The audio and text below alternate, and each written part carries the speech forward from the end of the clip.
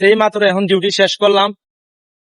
এখন বাজে বিকাল 5টা 20 বাজে, 20 মিনিট লেট হয়েছে। এখন ডিউটি শেষ করলাম। দেখেন সৌদি আরবে প্রত্যেক পানি দেয়, কারণ সবাই পানি নেওয়ার লেগে, বুঝছেন। সৌদি আরবে এই একটা নিয়ম ভালো আছে যে পানি, এই দেখেন আমাদের দেশের বাইরে এই গরমের ভিতরে কিভাবে গাড়ি ধোয়ার কাজ করে। কষ্ট যে কারে কয়, যে টাকা কামায় সে বোঝে কষ্টটা কারে কয়।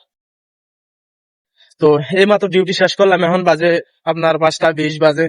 এখন ডিউটি শেষ করে রুমে যাইতেছি।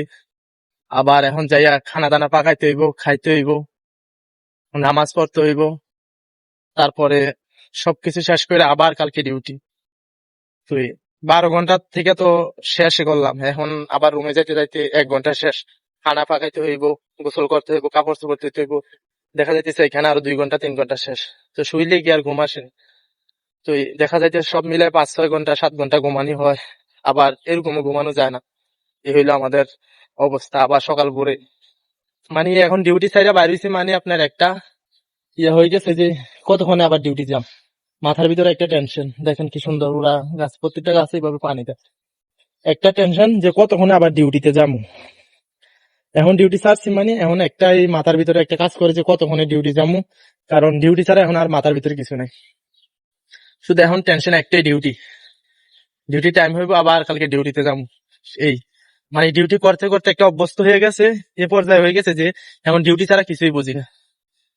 সারাক্ষণ ডিউটি মাথার ভিতরে এগুলো এগুলো এগুলা ছাড়া আর অন্য কিছু না। সারাক্ষণ ডিউটি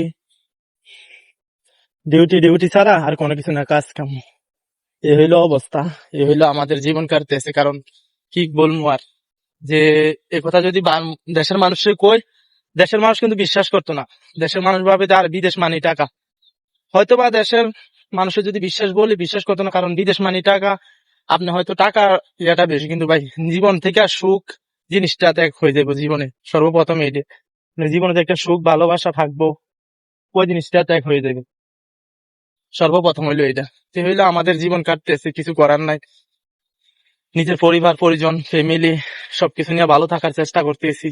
দেখি আল্লাহ তাআলা নসিবে কি রাখছে। সৌদি শাইখদের বাড়ি, ভিতরে খেজুর গাছ, আম গাছ ইত্যাদি নানান রকম জিনিস। মানে কি বলবো, বাড়ি তো বাড়ি, যেমন টাকা তেমন বাড়ি। দেখতে পুরোপুরি পার্কের মতো, কিন্তু পার্ক না, মানে পুরাটা বাড়ি, ভিতরে একদম তাজমহলের মতো। দেখেন কত সুন্দর বাড়ি।